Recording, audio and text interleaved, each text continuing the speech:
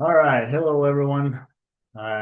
Just joining for our weekly member meeting here. Hopefully, you get a chance to watch these recordings in your off time or free time, whatever. And so we don't have any members on at the moment, but today I just wanted to share a little bit about the benefits of strength training for weight management.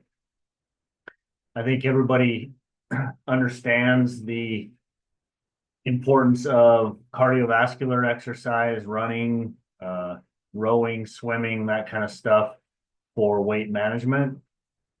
But I think it's also important to make sure that you understand the importance of strength training and resistance training for weight management. Building muscle is very important for metabolic health. And like I said, hopefully you understand that. If not, by the end of this little presentation, I hope that you will have a better understanding of that.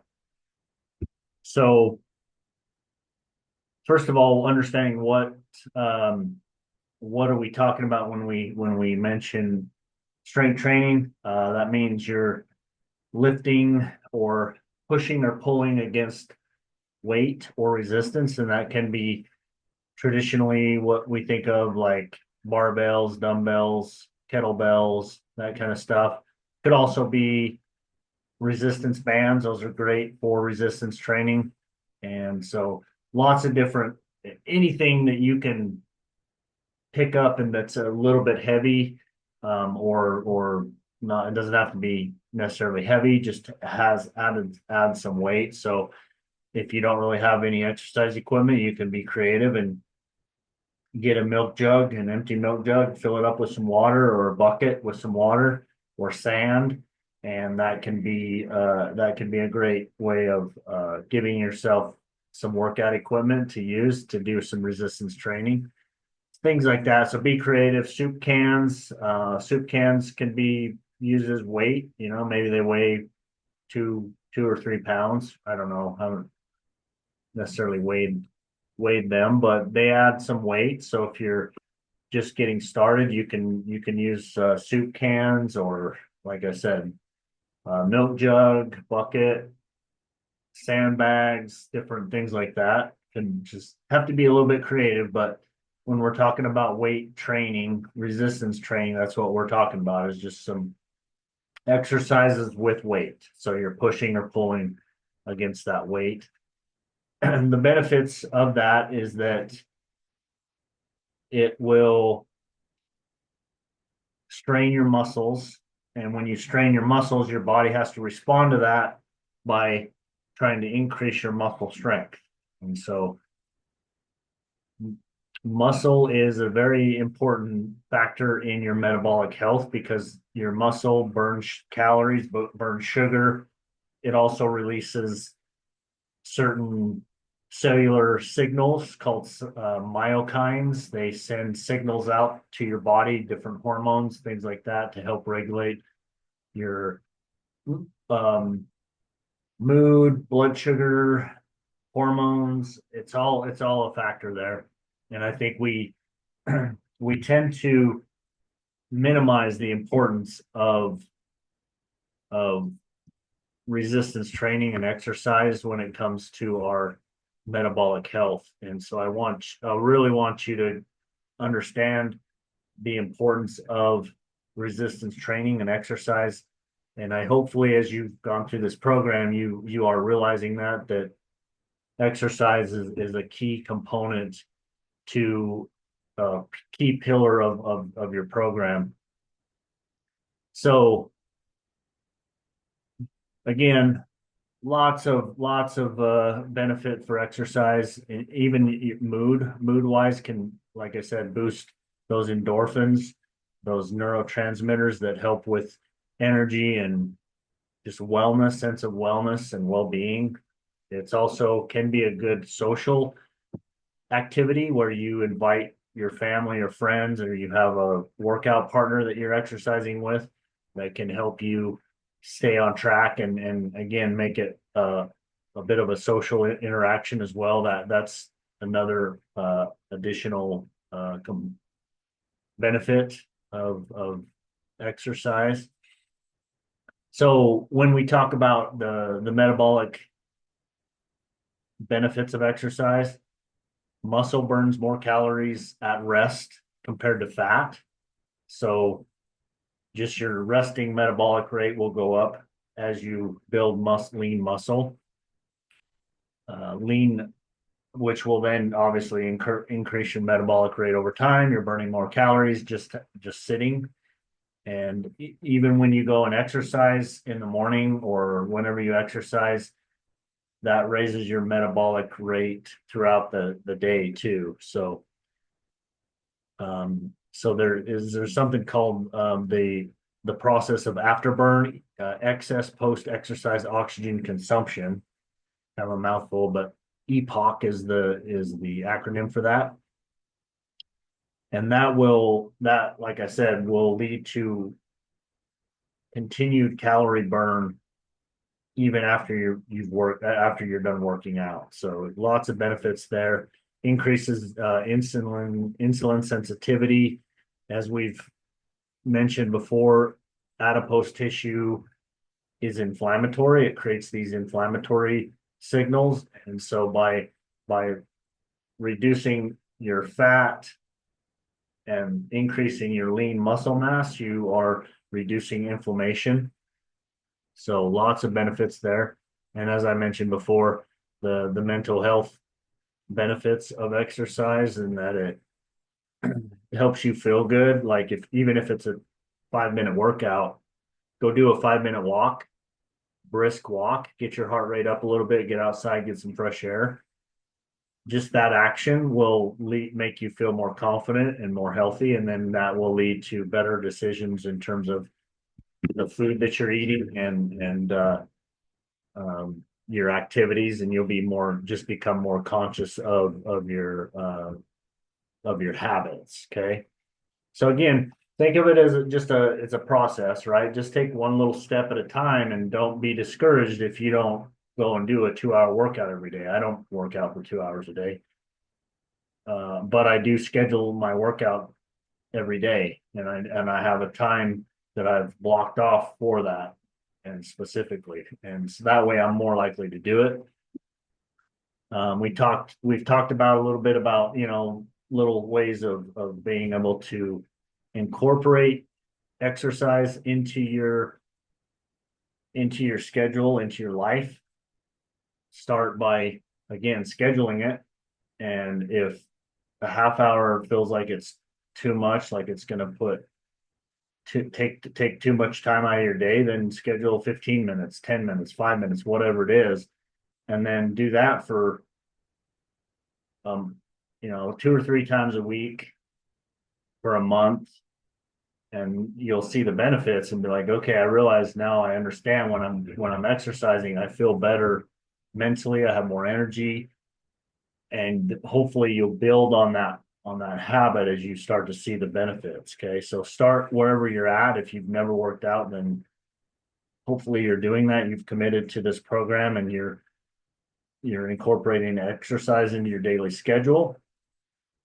Some cardiovascular plus resistance, and you can incorporate the two by doing what's called high intensity interval training, or HIIT, HIIT. That is a great way to get your cardiovascular exercise and your resistance training. So that means you do like 30 seconds of some exercise. Say it's maybe shoulder presses. So you've got some bands or some barbells or soup cans or milk jugs, whatever it is. And let's say you're doing shoulder presses for 30 seconds. Okay. And then you take 30-second break. Then you do another 30 seconds, and you do that for 8 to 10 sessions, right? So 30 seconds on, 30 seconds off, with the goal that you start to be able to do it longer. So you're going to try to work up incrementally from 30 seconds to maybe 45 seconds, with more of like a 15-second rest, right? So, and you just kind of increase the amount of time that you're working, and you start to minimize the time that you're resting. Okay, so that you are just doing back to back and you're going, you have a short time of a break, and then you're going back to the next exercise. So you could do shoulder presses for 30 seconds, take 30-second break. Now you're doing squats for 30 seconds, then your 30-second break, and so on and so forth. Tons of great resources out there, obviously, for these types of things to follow so that you don't have to try to think about what you're doing. You just follow an app or a guide. And if that's something you're interested in, definitely reach out to us. We can kind of help you with that and give you some ideas in terms of some exercises to do to help you continue to be healthy. So again, if you can start with like 2 to 3 sessions per week of say 30-minute 30-minute time slot of exercising, with the goal again of getting your heart rate up so that you're kind of breathing heavy, but not, you could still carry on a conversation. Okay. If you're getting to the point where you can't even have a conversation, you can't talk, then you're going too hard. So you need to kind of back off a little bit until you build your resiliency with those types of things. Okay. And again, please send us your questions on this. If you have questions about this or in your follow-ups with us, make sure you bring this up so that we can talk about whatever challenges you might be having and help you work through these things, because exercise is a requirement, not just a recommendation.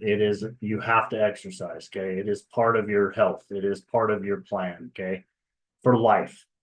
So don't think of it as just an optional thing that if you have time, you'll do it. Think of it as I have to have the time to do it in order to be able to have time for everything else. Make it fun. Again, try to get family members to join with you so that it's a social thing as well. Then you have some accountability. Somebody's going to be exercising with you. So now you are more likely to stick to that schedule. We've talked about habits and how to form good, healthy habits, which can be definitely challenging, but I encourage you to check out the book called Atomic Habits by James Clear. It's a great book on how to simplify things and make it easier to create these new healthy habits and get rid of the bad habits. Okay. It's we are creatures of habit. We all have good and bad habits and that we all have to constantly work on. So again, don't try not to get discouraged about it. Just think of it as the process. It's we are constantly transforming ourselves and evolving. If we're not deliberate about that, if we're not planning how we're evolving, then we're going to evolve to be unhealthy. Okay. That's why the majority of people are not healthy, because that's the easy way. It's easy to develop those unhealthy habits and just eat fast food. And when you get home from work, just go and sit on the couch and watch TV. And, not that, again, I'm guilty of that too. So we all are to some degree, but the goal is to become to where we're doing that less and less, and we're doing more of the healthy, beneficial habits. Okay. Again, be careful when you're starting a new program. If you've never exercised ever and you're not familiar with how to lift and things like that, then it's important that you work with maybe a trainer for a little while just to get comfortable with that. And we can help you find a good personal trainer. Jared Barton, who is our nutritionist at the Nutrition Company of Idaho. He's also a personal trainer. So he would be able to kind of give you some guidance there as well. So if you have injuries or you're maybe physically you have some limitations, then you have to try to modify things and scale it to your ability so that we don't want to hurt ourselves. And I think as you become a more regular exerciser, then you start to be able to listen to your body and know when you've gone too far and how much is is enough and not enough. Okay. So there's definitely a fine line there of when you're pushing yourself so that it's optimal. And then there's a window there too where you've done too much and maybe now you're kind of moving more into the realm of injury, and we want to avoid that. Okay. So the main point of this conversation is just again to encourage you that to see exercise as a crucial part of your health journey and your life. It should be an ongoing thing that you are doing every day to some degree, walking, going to the gym, doing some physical activities with family and friends. If you guys have family get-togethers, maybe you go outside and throw a ball or do some sort of yard game where you're active more, so that all these things build on that lifestyle of being healthy. Okay, so you have to start to think of yourself as a healthy person. So just to wrap it up, summarize this.